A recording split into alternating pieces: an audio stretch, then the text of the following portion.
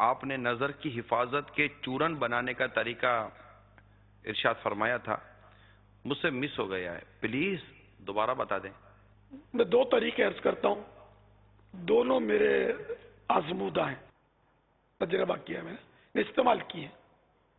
ایک تو یہ کہ ایرانی بادام، مصری اور سونف، یہ تینوں ہم وزن لے کر، یعنی سمجھو کہ 250 گرام ایرانی بادام، 250 گرام سونف، 250 گرام مصری، یہ تینوں ملا کر اچھی طرح پیس لیں گرینڈر وغیرہ میں، تو یہ روز کی 1 چمچ کھائے۔ شوگر کا مریض نہ کھائے تو یہ آنکھوں کے لیے مفید اس کو پایا ہے۔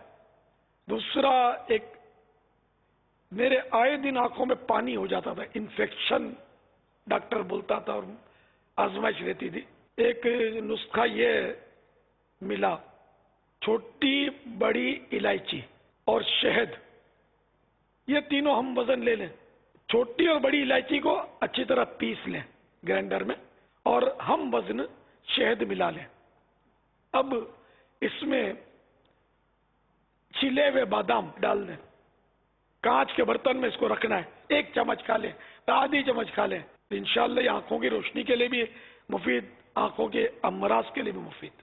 صلو علی الحبیب صلی اللہ تعالی علی محمد۔